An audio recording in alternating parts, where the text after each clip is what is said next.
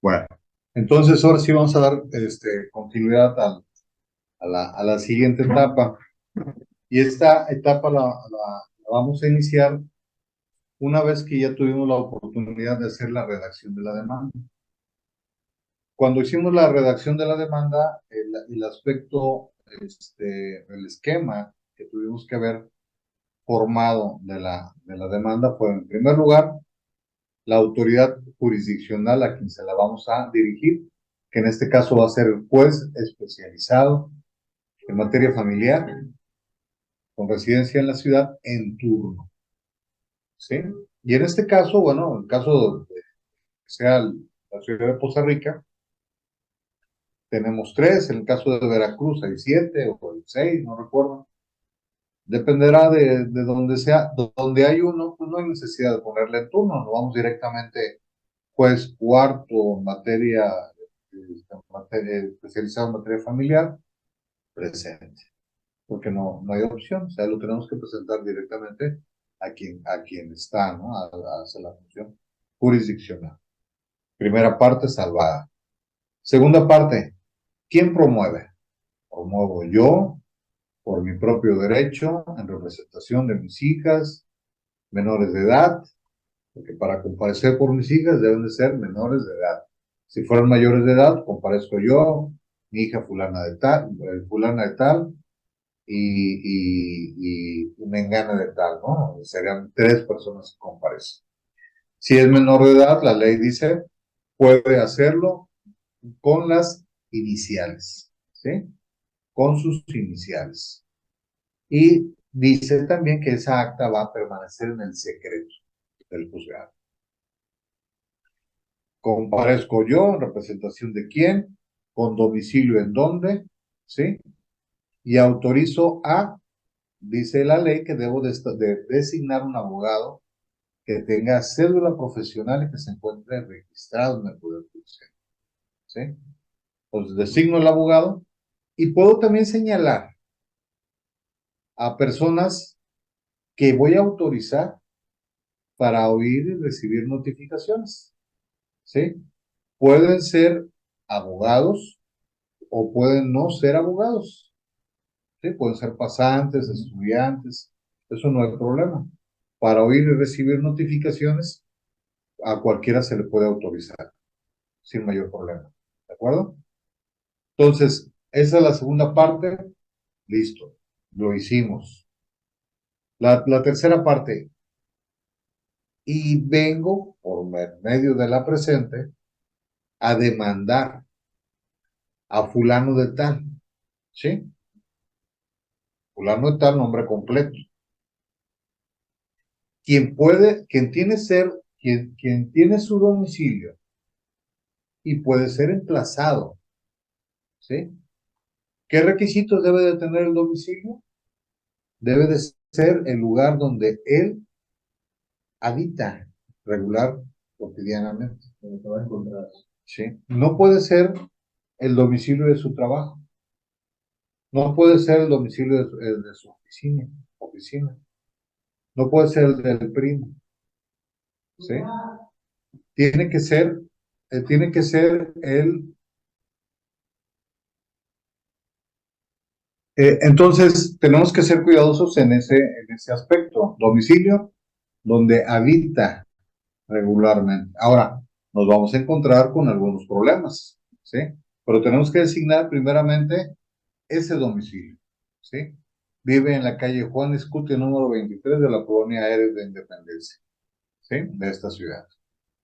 Entonces, me adelanto porque bueno, esto lo vamos a ver un poquito más tarde, que sería el procedimiento del emplazamiento, ¿sí? ¿Qué va a pasar? Bueno, vamos a llegar a una primera ocasión con el actuario y nos va a decir, los vecinos no se encuentra, está trabajando, casi no está aquí, nada más viene por las noches. Pero nos vamos a encontrar que hay reglas del procedimiento para esos casos, ¿sí?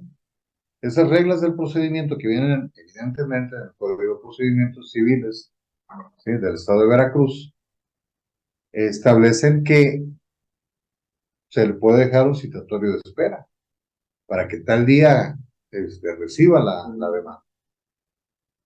Que en el caso de no ser así, se le puede dejar con uno de los vecinos, a su derecha o de su izquierda, ¿sí? Otro de los aspectos que se puede también hacer, que dice la ley, pero que generalmente no se hace o que yo sepa nunca se ha hecho, dice que se le puede dejar hasta con el policía, ¿sí? Que se le puede dejar hasta con el policía, ¿sí? Y finalmente, cuando ha sido imposible hacer el emplazamiento virtud al desconocimiento del domicilio, se puede hacer el emplazamiento mediante edictos, ¿sí? Pero no podemos empezar diciendo, desconozco el domicilio y por edictos hazlo, sino que tenemos que empezarlo, ya más adelantito lo estaremos precisando para poder llegar a los edictos. Ahora, cuando es en materia de alimentos y propiamente en materia, cuando hay una medida provisional y la persona se encuentra asalariado, la, la parte del domicilio es algo que no nos va a interesar tanto.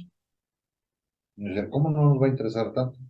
A nosotros, aunque desconozcamos ese domicilio, pero conozcamos en dónde trabaja, va a ser la llave de acceso para todo. ¿Por qué?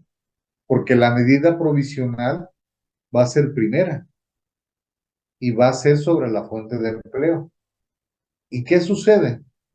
Que al hacerse conocedor, sabedor de la demanda, no porque lo emplazaron, sino porque le llega el primer descuento vía nómina, va a decir, ¿qué pasó? ¿Sí? ¿Qué pasó? Me llegó una demanda, me están reteniendo el 60% de mi salario. ¿Qué pasó? ¿Y qué va a hacer? Pues va a buscar un abogado, ¿sí? Para ver qué, o va a buscar qué fue lo que va a acudir al juzgado, notificarse, emplazarse, ¿no? Y si lo hace sin haber acudido con un abogado, se emplaza, pues los términos se le van a empezar a correr. Pero ya son otras hipótesis que vamos a ir viendo, ¿sí? Pero en materia de alimentos, aunque desconozcamos el domicilio y pongamos un domicilio X, y el propósito sea establecer la pensión provisional, eso no va a ser impedimento para el éxito de nuestro proceso. En materia de divorcio, sí, en materia de cualquier otro, sí es caso, una situación que no podemos prescindir del domicilio, que lo tenemos que saber, el domicilio. Pero en lo contrario, esto lo podemos hasta salvar. ¿Sí? Bueno, entonces vamos demanda, ya vimos lo anterior, llegamos al domicilio, y el siguiente punto que ustedes elaboraron en su redacción de demanda, viene la acción. Vimos lo que era la acción en la sesión de la previa. La acción. No busquemos la acción concretamente en el Código Civil. ¿Sí? El cambio de nombre es una acción. ¿Sí? El establecer que Juan Pérez Prado y Juan Alberto Pérez Prado es la misma persona es una acción. El divorcio sin expresión de causa es una acción. El juicio de alimentos es una acción. ¿Sí? La reivindicatoria es una acción. ¿Sí? La emancipación de un menor es una acción. ¿Sí? Pero luego queremos decir con fundamento en el artículo fulano de tal relativo a lo que hace la emancipación de un menor. Y a veces nos tardamos mucho tiempo, ¿no? Sobre todo cuando somos nobles en la práctica de la abogacía. Entonces, la idea la tenemos, concretemos la idea. ¿Sí? ¿Me explico? Bueno, entonces, la acción es el siguiente punto, la acción. ¿Qué es lo que yo quiero? Quiero establecer una pensión alimenticia a favor mía y de mis dos menores hijas, ¿sí? Consistentes en al menos el 60%, y ahí procedo a la individualización, que corresponderían al 20% por cada uno de los actores. Es decir, 20, 20 y 20 son 60, ¿sí? Virtud a su empleo como trabajador de la empresa Petróleos Mexicanos, ¿sí? Esa es la acción. ¿Qué quiero? Pensión alimenticia. Digo que es en base al artículo fulano. No, no hace falta. ¿Lo pueden poner? Claro que lo pueden poner, ¿sí? Pero ¿hace falta? No hace falta. ¿Estamos claros? Entonces ya establecimos todo eso y establecimos la acción. ¿Qué sigue? Los hechos. Y los hechos deben de ser cronológicos, ¿sí? ¿Qué sucedió primero y qué va sucediendo en forma posterior? ¿Qué sucedió primero en un caso de alimentos? Puede ser que se haya dado una de dos, el matrimonio o el concubinato, ¿sí? Cualquiera de los dos. ¿Qué sucedió después? El nacimiento. ¿Qué sucedió después? El incumplimiento. O bien, ¿qué sucedió después? Puede ser el, la acreditación de su solvencia económica, o de sus percepciones salariales, o de sus percepciones como propietario, ¿sí? O como lo que sea. ¿Estamos? Como integrante de la banda musical, etcétera, ¿sí? Como influencer, como lo que sea. Todo lo que genere. Sí, todo lo que genere, todo lo que facture y no facture, ¿sí? Entonces, esa es la cronología. La siguiente, el incumplimiento. Ahora bien, puede haber incumplimiento a partir del momento de la presentación de la demanda, o podemos irnos de manera retroactiva. ¿Cuándo empezó el incumplimiento? No, empezó hace 3 meses. Y desde hace 3 meses me la estoy viendo negra, estoy pidiendo dinero prestado. Le he pedido a mi mamá, le he pedido a mi comadre, he hecho muchas cosas. Entonces, fíjense bien, si yo le pedí dinero a mi mamá, le pedí a la comadre, porque este canijo se fue y me dejó aquí, el de la renta, el de la carnicería y todo eso, ¿qué puedo hacer? Puedo presentar testigos de sus hechos, ¿sí? Puedo presentar el contrato de arrendamiento de la renta, ¿sí? Puedo presentar el requerimiento de pago de la escuela, ¿sí? O sea, yo estoy haciendo mi narrativa de hechos, y cuando estoy haciendo mi narrativo de hechos es porque yo tengo pruebas. No voy a decir, es que mi comadre me dijo que, oye, fíjate que tú deberías ir a un abogado para que esto y que lo otro y me envuelvo en esta narrativa que no va a ser fructífera, ¿no?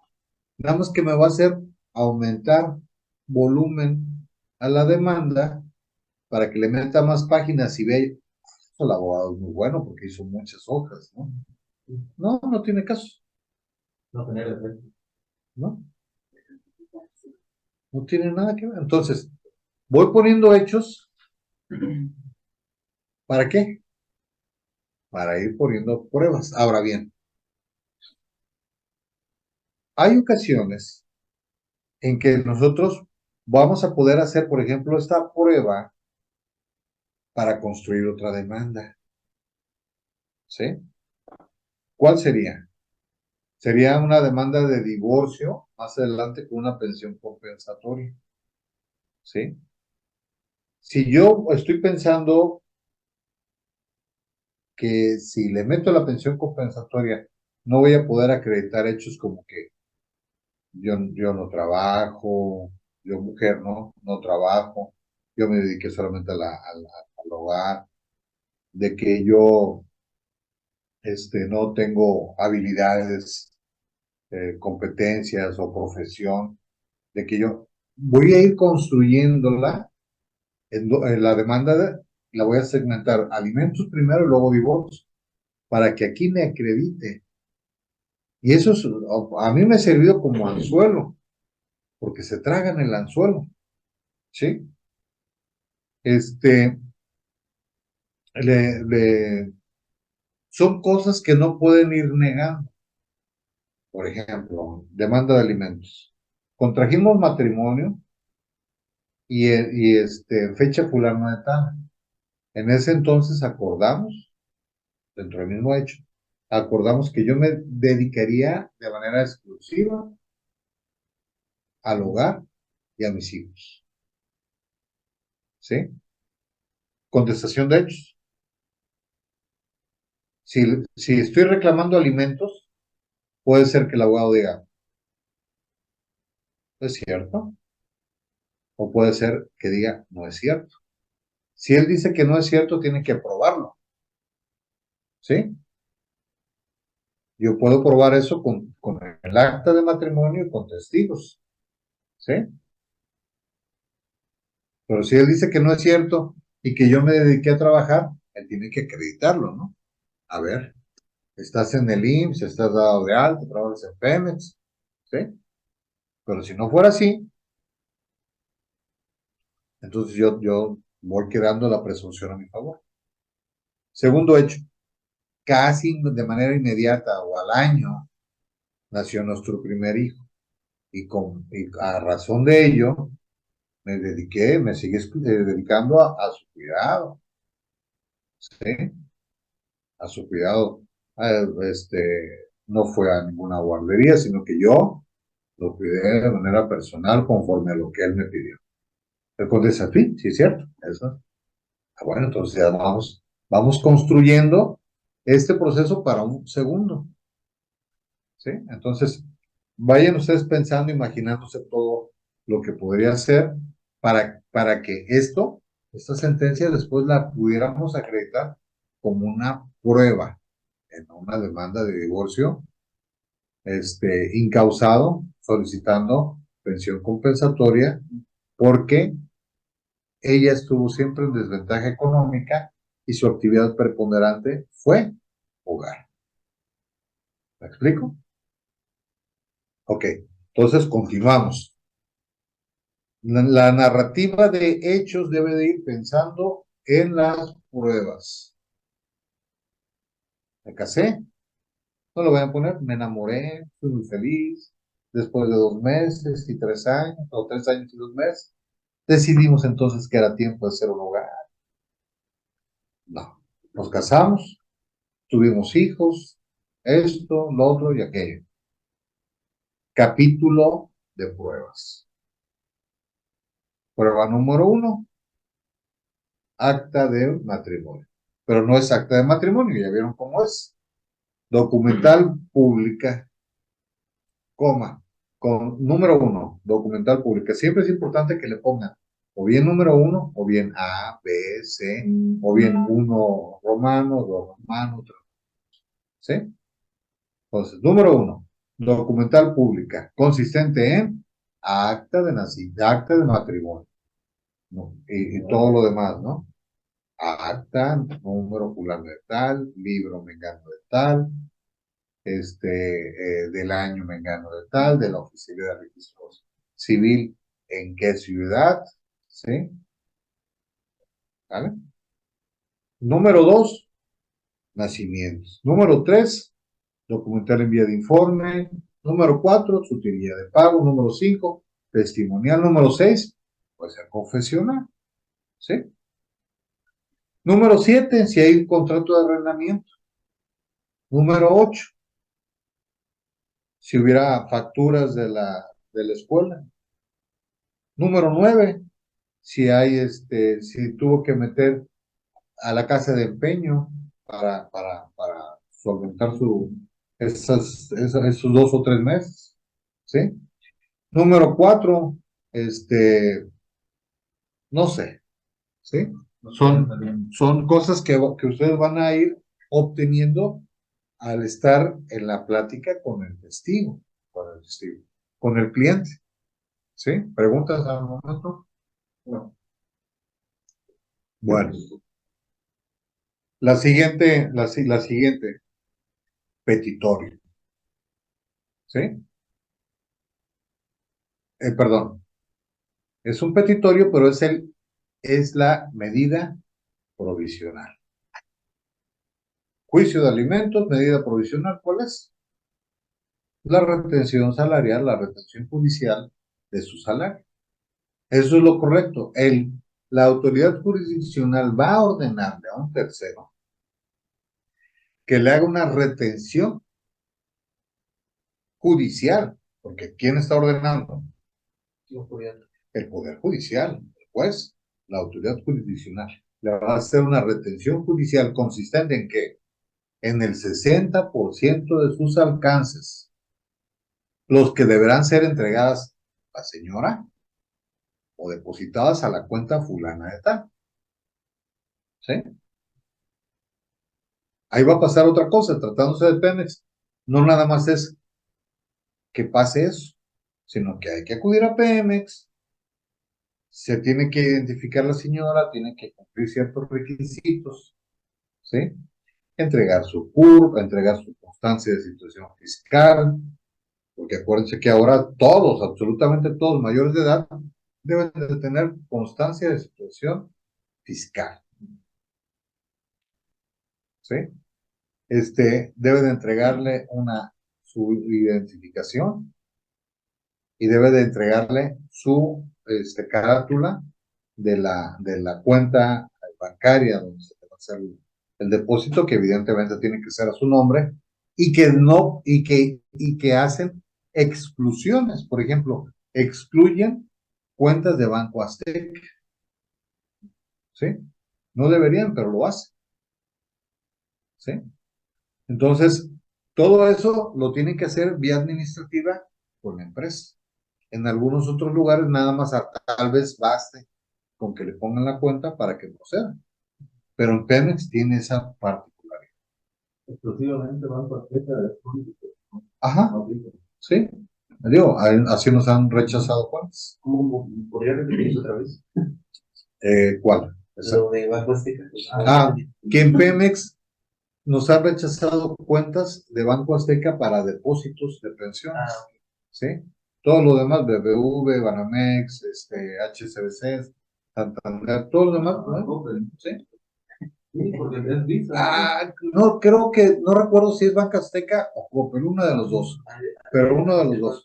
Sí, uno de los dos nos lo rechazaron. Sí, sí, sí. No, pues sí. No, o sea, yo también lo manejo para luego las transferencias y todo. Es más fácil, pero, pero ahí no lo aceptan. ¿Sí? Entonces, todo eso lo tienen que saber ustedes. ¿Por qué? Pues para información del cliente. ¿Y abogado qué sigue? Pues no sé. Y si no tiene cuenta, ¿sí? Recomendarle que se abra abogado. Sí. Pero ya, eso es de cajón. En la entrevista, ustedes tienen que saber, ¿tienen su cuenta? No, no tengo mi cuenta. Ahora bien, por ejemplo, van a BBV. Señora, abra su cuenta. Ay, pero es que me cobran comisión ok, dígale que es para nómina. Ok, y para nómina no cobran absolutamente nada, ¿sí? Entonces ustedes ya deben de decirle también al cliente, abra su cuenta en tal banco, diga que es para nómina en Pemex, y así sale la cuenta. Y automáticamente la van a dar de alta de empresa, ¿no? Sí. Porque la van a meter. Sí, entonces, ustedes toda esta información la tienen que saber, ¿no? ¿Para qué? Para guiar a su cliente. Porque las primeras veces, ¿qué? ¿Y luego qué sigue? ¿Qué pasa, no? No pasa eso. Ya tenemos el oficio, ya se llevó a Pemex, y entonces, ¿y ahora qué hago? La cliente es la única que puede interactuar de manera efectiva ahí en la empresa. Ya no nosotros como abogados, pero nosotros le tenemos que guiar y le tenemos que decir qué es lo que tiene que hacer. Señora, tiene que ir a Pemex, en recursos humanos, tiene que llevar esto, esto, esto y esto, lo que dije hace un momento. La ventaja de que queda grabado y lo pueden volver a escuchar. Y aperturar su cuenta, todo. Y ahí en Pemex, aunque empiezan a hacer la retención desde que les llega, normalmente puede llegar a tardar un mes en que se les haga efectivo. ¿Sí? Pero van a tener los acumulados de las retenciones. ¿Me explico? Les llega hoy, ¿sí? Y la catorcena, supongamos, es la siguiente semana. Si ya si ya se cerró, no le van a hacer la retención. Se la van a hacer hasta la siguiente. ¿Sí? No, no, no doble, porque ya se cerró, ya no es posible hacerle el descuento, ¿sí? Llegó posterior al cierre, pero a lo mejor la siguiente no se le hace el pago, se lo van a hacer hasta la siguiente. Y entonces estamos hablando de que es un mes, más el tiempo que quedó pendiente, un mes y medio casi, ¿sí? Pero cuando le hagan el pago le van a dar el acumulado del 2, no de 3, porque llegó a destiempo, ¿sí me expliqué? Entonces, medida provisional, esto. Y le damos la información de la medida provisional. Finalmente ya viene el cierre. Por lo anteriormente expuesto, fíjense, por lo anteriormente expuesto, si nada más expuse, o por lo anteriormente expuesto y fundado, si ustedes le quisieron poner todos y cada uno de los artículos que tienen que ver con el procedimiento. Si le quieren poner todos los artículos, que es demanda, acción, la capítulo de pruebas, medida provisional, todos los artículos que tienen lo ponen. Norma del procedimiento, el artículo, fundamento de derecho a esto, norma en el procedimiento, ta, ta, ta, ta. Por lo anteriormente expuesto, fundado, por los artículos, ta, ta, ta, ta. Muy atentamente le pido, uno, incoar o iniciar o tenerme por presentada la demanda de alimentos en contra de fulano de tal. ¿Sí? Para que en su oportunidad sea, ¿qué? Se gire el oficio con la medida provisional que se dicte y se proceda a emplazar al demandado. ¿Sí? Punto. Ahora, la clase de hoy implica, ya la hicimos, ya la firmó la cliente, ya la presentamos.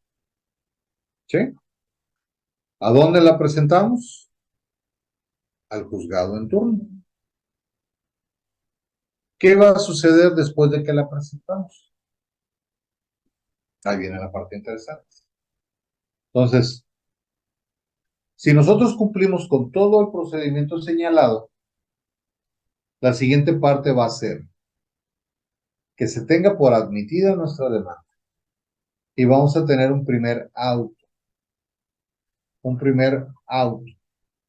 Ese primer auto se llama auto de radicación. Y ese primer auto de radicación nos va a dar como consecuencia una medida provisional. ¿Sí? Si nosotros pedimos una medida provisional, nos va a tener como consecuencia que dentro del auto se dicte una medida provisional. Ahorita cuando terminemos esta primera parte de la sesión, vamos a ingresar con, con el auto para que lo vayamos analizando parte por parte, ¿sí? Y se vea qué es lo que contiene. Entonces, ese auto nos va a dar una característica. En primer lugar, cuando nosotros metimos la demanda, era Laura Pérez Meseguer, ¿sí? Laura Pérez Meseguer. Entonces, cuando se radicó, cuando ingresó, ya no es Laura Pérez Meseguer, ahora es el expediente, vamos a poner 1067 del 2023 del juzgado sexto de la mesa número 2. ¿Sí? Donde está Laura Pérez Meseguer versus Juan Pérez X. ¿Estamos? Entonces, ya va a adquirir un número de expediente. Número de expediente que va a tener una mesa asignada. Esa mesa administrativa se va a encargar de darle seguimiento al proceso de demanda. ¿Sí? ¿Y quién ha ido ya a los juzgados? Todos. Y ustedes se van a dar cuenta que todos los juzgados dicen mesa 1, mesa 2, mesa 3, mesa 4, mesa administrativa, ¿sí? Y luego, qué otro funcionario hay ahí? Oficialía de partes. Y luego, ¿qué otro funcionario hay ahí? Actuarios. ¿Qué otro funcionario judicial hay ahí? El archivo. Y luego tenemos finalmente, bueno, no finalmente, pero el proyectista. Y luego el secretario de acuerdos o la secretaria de acuerdos. Y finalmente, el juez. ¿Sí?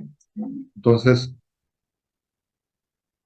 ese va a ser el proceso. Pero antes de entrar en a este, a este punto,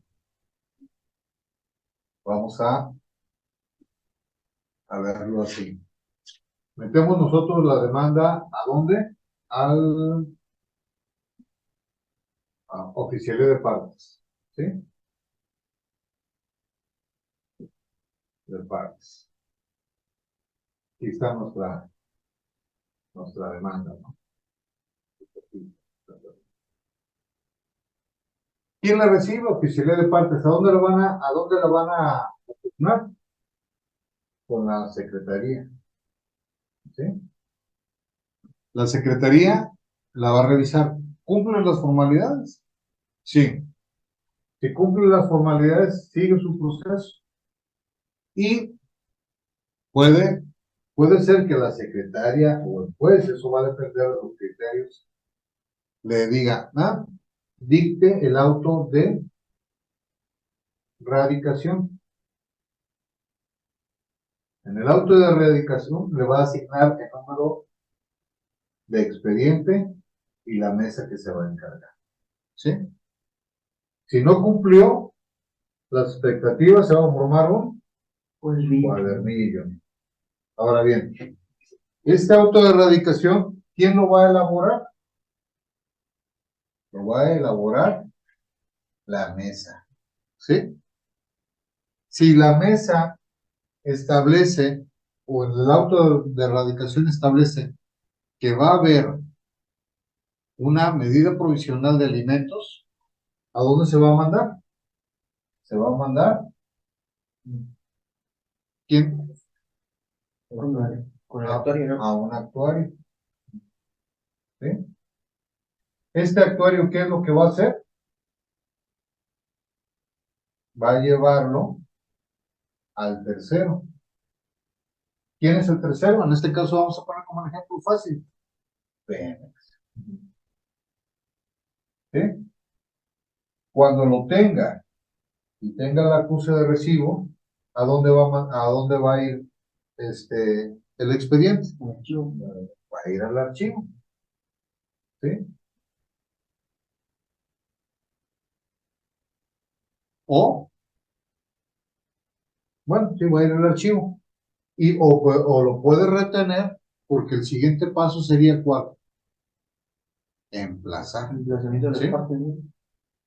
Pero habiendo cumplido esto, lo va a regresar al archivo. Y no lo va a hacer, y es donde hablamos del impulso procesal. ¿Sí? No lo va a hacer. No, o sea, impulso procesal lo podemos tener en dos segmentos, ¿no? Impulsarlo de que nosotros vayamos y que movamos, o que nosotros vayamos y lo incentivemos. ¿Sí? Cualquiera de los dos segmentos tiene. ¿Sí? Si nosotros no lo impulsamos, ¿y cómo lo podemos impulsar? Por un escrito, con una promoción. O lo podemos impulsar, pues, con una diversa promoción, ¿no? ¿Sí? Pero si nosotros nos quedamos quietos, esto no va a avanzar. ¿Estamos? Entonces, oficialía de parte, secretaría, o el juez, lo radican, lo mandan a la mesa hace hace el oficio de descuento, lo manda al tercero, cuando tiene el acuse de recibo, dice yo ya cumplí, y entonces lo voy a mandar el expediente al archivo. ¿Cómo me voy a dar cuenta yo de que eso está pasando? Porque lo van subiendo a la página, ¿no? Oficial. Parcialmente, ¿cierto? Y publican el. Ah, le dice recuerdo. Parcialmente cierto, sí. Pero hay otro instrumento que son los libros. ¿Sí? Dos. Por ejemplo, en este momento en que el secretario o el juez hacen el acuerdo para el auto de erradicación, pueden pasar varios días, ¿sí? Para que salga publicado en la lista de acuerdos, ¿sí? Pueden pasar varios días, ¿sí? Pues 1, 2, 3, 4, 5, 6. Pero tal vez en el día 2 ya lo tengamos disponible en un lugar, un libro. ¿Qué libro va a ser? Claro, puede ser. Bueno, puede ser el alfabeto.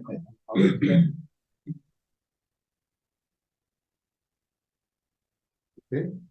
El alfabético. ¿El alfabético qué característica tiene ese libro? Es, pues el nombre lo indica, ¿no? Es un libro que viene de la A a la Z y que tiene y que es por año y que va a distinguirse por los nombres, por apellidos de los actores.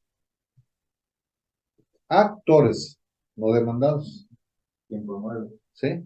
Entonces, actor fulano de tal contra mengano de tal, expediente número sultano de tal. Entonces, en este inter, nosotros ya podemos tener el número de la demanda y la mesa antes de que salga publicado. Sí, o luego se les pasa que no lo sube. No, sí lo suben, lo tienen que subir, pero tarda. Ajá, porque ¿Sí? a mí me mandaron luego a checar eso porque me decían, ya viste por qué tiene que haber sido publicado, ve a revisar, ve con la mesa tal, así no me decían, bueno, que, y ahí ve si lo tenían ahí transpapelado. Pero ahora ya sabes por qué. Ajá. Ya viste todo, Sí, todo, sí. todo el trámite. Entonces, puede ser que, bueno, pues, no, este me voy a esperar. Le voy a dar preferencia a este otro. ¿Sí? Que se aguante. A este le voy dando preferencias, voy sacando estos, y este lo voy dejando, lo voy dejando, lo voy dejando. Hasta que llega, oye, no ha salido. Ah, pues es que como no habías venido, ¿sí? Pero ¿cómo sabemos nosotros que ya salió? O sea que ya, porque acudimos al libro alfabeto. Sí, sí, yo me acuerdo que me pedían que fuera a buscar el libro y si no aparece en el libro, que lo fuera con la. ¿Sí? Y ahí lo tenía luego claro. Bueno, entonces esta es una jugada. Está revisando. Entonces esta es una jugada que en la escuela no nos enseñaron. ¿Sí? Teníamos un problema en la universidad porque el maestro que nos daba procesal no nos enseñó, no nos platicó estas cosas, o sea, así como tal, ¿no? Se ponía a hacer simulaciones de juicios y un compañero que ya estaba trabajando en el despacho le dijo, bueno, pero es que pues aquí no nos va a enseñar lo de la demanda, redacción, cuerpo, todo. Otro maestro que no nos estaba dando clases de eso nos empezó a dar a procesar, pero lo terminaron regañando, ¿no? Y ahí tuvo un problema interno. Y ya, para no ser más, más grande el asunto, al final no terminamos aprendiendo bien lo que deberíamos aprender a procesar. Y por ahorita diga, ya relacionó lo que Sí, nos faltaba de eso. sí. Entonces, ahora, hay un libro, por ejemplo, en este caso, el auto de erradicación lo estamos suponiendo que es aquí en la ciudad. Pero si no fuera en la ciudad, si no fuera en la ciudad, entonces tenemos que la mesa esta no va a ser, pueden ser un oficio, si ese oficio es para un tercero, ¿sí? Si es para un tercero. Pero si el oficio, si el tercero radica en Villahermosa, ¿qué va a ser? Va a ser un exhorto, ¿sí?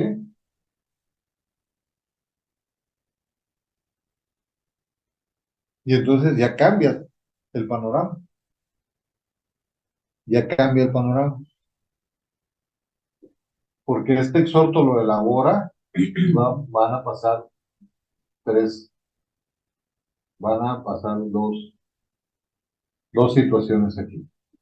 Primero que nada, aquí vamos a tener un libro de exhortos, ¿sí? Vamos a tener un libro de exhortos y vamos a tener publicaciones en la lista de acuerdos relativas a exhortos, ¿sí? Y ahorita, el siguiente paso también es, después del receso, ver listas de acuerdo, publicaciones de listas de acuerdo. Y vamos a tener también otro libro, que ese libro va a ser de correspondencia. ¿Ya viste el libro de correspondencia? ¿Sí? Es el libro de correspondencia que implica que este exhorto se giró. Y vamos a tener el número del envío, ya sea del Servicio Postal Mexicano o de DHL o de lo que sea. Y la fecha, ¿no? Ajá, y la fecha en la que fue enviado. ¿Sí?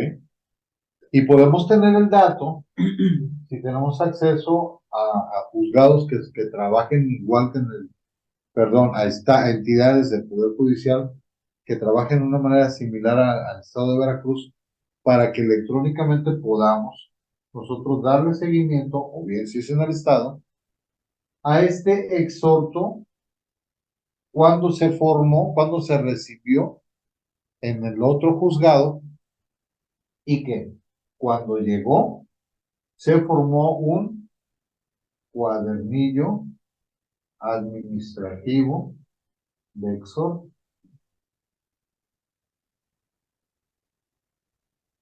Ahora bien, este cuadernillo administrativo de exhorto va a tener como consecuencia de que se acuerde por recibido el exhorto fulano de tal, de fecha mengana de tal, del juez fulano de tal, con residencia en Costa Rica, Veracruz, donde se ordena la retención. Por lo tanto, gire ese oficio, lo que se había hecho aquí y había ejecutado este de aquí, ¿no? Gire ese oficio a la fuente de trabajo ubicada en fulano de tal y se va a turnar, o sea, aquí esto lo recibe la Secretaría de Acuerdos, la Secretaría de Acuerdos hace el acuerdo y lo manda ¿con quién? Con la mesa que trabaja los exhortos. ¿sí? La mesa que trabaja los exhortos lo elabora y lo manda ¿con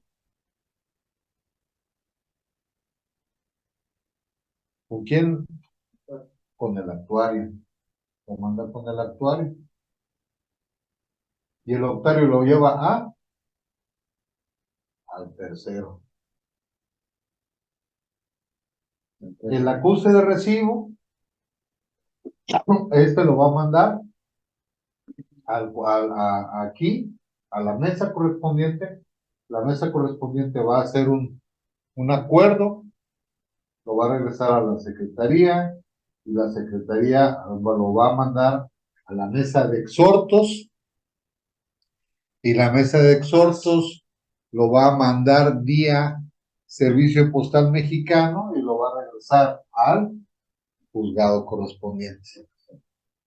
O sea, Al de origen, ¿no? al de origen, donde dice que se dio cumplimiento al exhorto correspondiente. Todo eso el cliente no lo sabe, piensa que, ¿sí? Pero eso de los exhortos toma un poquito de tiempo, ¿no? Sí, sí. Hay la vía en la que, o sea, a todo esto le vamos a sumar el tiempo que se hace de traslado del paquete del punto A del punto B. Que si lo hace el uno, se puede reducir. Y si deja que sea el tiempo legal, se va a aumentar. Entonces, ahí es donde la cliente no tiene dinero. Pues señora, el procedimiento es así.